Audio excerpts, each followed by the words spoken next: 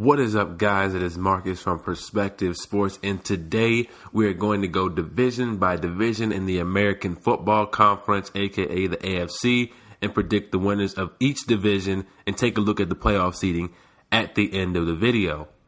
Let's start with probably the easiest division of all the NFL to predict, and that is the AFC East. And here are my predictions. The New England Patriots will go 13-3, 6-0 in the division. The Miami Dolphins will go 7-9, 4-2 in the division. The Buffalo Bills will go 6-10, 2-4 in the division. And the New York Jets will go 4-12 and 0-6 in the division. As you can see, the New England Patriots will be winning the AFC East for the 9th time in a row. The New England Patriots, after winning the Super Bowl, went out and got better, acquiring wide receiver Brandon Cooks from the New Orleans Saints to give Hall of Fame quarterback Tom Brady another weapon offensively in a vertical threat, something that he's really been lacking, in all honesty. They also managed to keep cornerback Malcolm Butler via one more year, re-signed Dante Hightower, who was looking at some other options, while signing former Bills cornerback Stephon Gilmore. So yes, the Patriots managed to get better on both sides of the ball. They will be getting Rob Gronkowski back, so we all know what he can do for the Patriots. And I was tempted to put them 16-0. While that is a very real possibility, I just don't see them striving for that or it actually happening. It is a very real possibility. As for the Miami Dolphins, I don't see them making the playoffs like they did last season, simply because the AFC is a very tough conference to make the playoffs in. On top of that, the Dolphins have one of the toughest schedules in the NFL as they'll play the Atlanta Falcons, Baltimore Ravens, Tennessee Titans, Oakland Raiders, Denver Broncos, the Patriots twice. As you can see, their schedule is no cupcake schedule. So it's hard for me to see the Dolphins surviving this gauntlet of a schedule and making it to the playoffs. The Buffalo Bills are a team with a question mark at quarterback with Tyrod Taylor, who's not really terrible, but he's not who I want leading my offense, as he only threw 17 touchdowns and 6 interceptions last year. This team also has a first-year head coach in Sean McDermott, and they're not in a position right now to make the playoffs this season. And speaking of teams not in position to make the playoffs, we have the New York Jets, who had a dud of an offseason. And their biggest mistakes were letting wide receivers Brandon Marshall and Eric Decker go. But the Jets don't even have a starting caliber quarterback, as they have Josh McCown, a guy who I kind of like, but he can't lead my team to the playoffs, let alone a Super Bowl. Bryce Petty, Christian Hackenberg, and Lan Vader. And the Jets' defense is just as lackluster as their quarterback core. So long story short, the Jets will be in for a long season. Now for the AFC South, and this will be a fun division to keep your eye on throughout this NFL season because the Jacksonville Jaguars are much improved, the Tennessee Titans will be better, the Texans are looking to repeat as division champions, and the Colts are looking to reclaim what's almost perennially theirs, and that's the crown in the AFC South. But here's my predictions from this year's AFC South. I have the Colts going 10-6, 3-3 in the division. The Tennessee Titans 9-7, 3-3 in the division. The Texans 8-8, 3-3 in the division, and the Jacksonville Jaguars 6-10, 3-3 in the division. As you can see, every team in this division finished 3-3, which proved how competitive this division really is within itself. And it's going to come down to one thing that'll help the Colts prevail over everyone else in this division, and that is the quarterback. The Colts have by far the best quarterback in the division, top 5 in the league, if you ask me, when healthy. Despite not having a roster, Andrew Luck will carry his team to the playoffs and win the AFC South. Simply because he is that good, and he's done it in the past, and he will do it again. The Colts also hit a jackpot in last year's draft, drafting safety Malik Hooker, who I think will come in and make an immediate impact on the Colts' lackluster defense. But as for the Tennessee Titans, with the addition of Eric Decker, I see them making things very interesting all season. As you know, now their offense is very good as it was last year. They had a good O-line, Marcus Mariota, DeMarco Murray, and now add Eric Decker to the slot. That offense can be very dangerous. As for the Texans, they will take a big step back this year despite getting J.J. Watt back from injury. Their problem is they don't have a starting caliber quarterback. Tom Savage is good, but he will not carry you anywhere. And rookie Deshaun Watson is also good, but he isn't ready to take the leading role just yet. And I think it'll show this year. This will be a development year for him. The Jaguars, on the other hand, will see dramatic improvement. Now, that doesn't mean they'll make the playoffs, But we have to remain realistic now. With the additions of running back Leonard Fournette and offensive tackle Cam Robinson through the draft and former Texas cornerback A.J. Bouye via free agency, they've gotten a lot better. And now we finally get to see linebacker Miles Jack, who was hurt all last season, in action. So the Jaguars will be a team that a lot of people would never thought they would say would be a fun team to watch and see how they develop this year as a team. Up next, we have the AFC North, and this division is always entertaining to watch. You have the Baltimore Ravens-Pittsburgh Steelers rivalry, the Baltimore Ravens-Cincinnati Bengals rivalry, the Pittsburgh Steelers-Cincinnati Bengals rivalry that always seems to entertain late game, and the Cleveland Browns-Cincinnati Bengals rivalry, despite it not being all that fun to watch. It's still there. They're playing for pride. They're playing for the state of Ohio, so there's always up stakes in that game.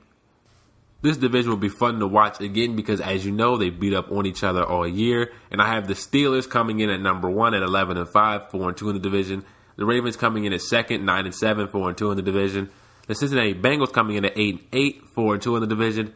And the Browns coming in at 2-14, 0-6 in the division. The Pittsburgh Steelers are one of the best teams in the NFL with an elite level offense led by a big three, as I like to call them: Ben Roethlisberger at quarterback, Antonio Brown at receiver, and Le'Veon Bell behind Big Roethlisberger. The Steelers will win this division this year because simply they're the best team in the division. Despite having an average at best defense, their offense is so amazing that they can put up points at will. Something else no one in the division can say, including the Bengals with Andy Dalton and A.J. Green. The Baltimore Ravens are a good team as well, but with the lack of a reliable running back and the injury to Kenneth Dixon, they're in an even bigger bind. And with the lack of a real number one receiver, it'll be hard for Joe Flacco to try to carry this team to the playoffs, and especially past the high-powered Pittsburgh Steelers team, which means Joe Flacco will likely get another year of unnecessary hate. Coming in at 3, we have the Cincinnati Bengals, who are just a loose cannon of a franchise and a team that you can't rely on down the stretch of a football game because the players play with way too much emotion and not enough football IQ. But despite being a loose cannon, they do have some solid players like quarterback Andy Dalton, the wide receiver A.J. Green, newly acquired speedster John Ross, who I'm interested to see how they will implement him into the offense. The Bengals also do have a defense worth mentioning with safety George Iocca, quarterback Adam Jones, who is a loose cannon, Vontaze Burfict, another loose cannon, and defensive end Carlos Dunlap. So the Bengals do have a good team. I just can't rely on them all to be on the field every week due to suspensions and various other things. So it's hard to put the Bengals in a position to be successful. The Cleveland Browns are a dumpster fire, and it's hard to see them winning any games this year. But in reality, I do see them winning 1 or 2. I don't see them really going winless. They'll squeak out a few wins. They squawked out one last year versus the Chargers. So I'm not going to say 0-16 for them. And finally, we have the best division in football, the AFC West, who carry the Oakland Raiders, the Denver Broncos, the Kansas City Chiefs. The Chargers are noteworthy because of quarterback Phillip Rivers and the fact that they moved to Los Angeles. The Oakland Raiders will claim what should have been theirs last year, but due to injury, the devastating injury of Derek Carr, they ended up finishing the season second in the division and ended up being bounced in the wild card round by the Houston Texans. But the Raiders, who were a dangerous team last season, added running back Marshawn Lynch, who had a few years to rest up. As you know, he was retired, but came out of retirement to play with the Raiders.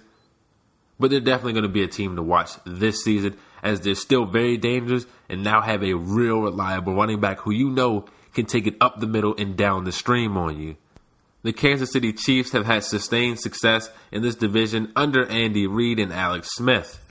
The Chiefs also have a very favorable schedule early on, facing teams like the Philadelphia Eagles, Houston Texans, Washington Redskins, all within the first 5 weeks. So I'm pretty confident when I say the Chiefs will hit the ground running this year, and that'll definitely help them towards the back end when the schedule starts to get tough. Then we have the Denver Broncos, who I have finishing 3rd, and you'll see later on in the video whether or not they actually made the playoffs with a 10-6 record. But the Broncos don't have a reliable starting quarterback, or a quarterback who we know will start week 1, and that is a big question mark for me. And I had them winning 10 games with the assumption that Paxton Lynch or Trevor Siemian would start, because I feel like they can win 10 games with either quarterback because their defense is so reliable and can hold them in games long enough for the quarterback to make 1 or 2 plays to put them over the edge. Finally, we have the Los Angeles Chargers, who will be playing in a 30,000-seat soccer stadium this year, simply because they were so eager to leave San Diego, and they just couldn't wait. But with all the offseason noise, the team was making very little on the field. Yes, they have Joey Bosa, Phillip Rivers, Melvin Gordon, Keenan Allen, and newly acquired wide receiver Mike Williams via the draft, but that's not enough to compete in this loaded division, and their schedule is pretty tough outside the division. So it's hard for me to see them doing anything when you have to play teams like the New York Giants, New England Patriots, Dallas Cowboys, all on the road this season. So it's hard for me to see the Chargers competing at any level this season.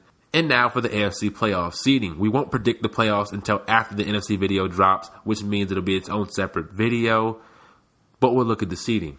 At number 1, obviously, we have the New England Patriots at 13-3. At number 2, we have the Oakland Raiders at 12-4. 3, the Steelers 11-5. 4, the Colts 10-6. And then the 2 wild cards belong, yes, to the AFC West, the best division in football, with the Kansas City Chiefs at the 5 seed at 12-4, and the Denver Broncos at the 6 seed, 10-6. And here's how the wild card weekend will look. We'll have Denver traveling to play Pittsburgh, and the Chiefs traveling to play the Colts. And the Patriots and Raiders do get the bye week. Well, I hope you enjoyed the video. Let me know down in the comment section whether you agree. Who do you think will make the playoffs? The link that I used to make this prediction will be down in the description. I hope you enjoyed. See you there.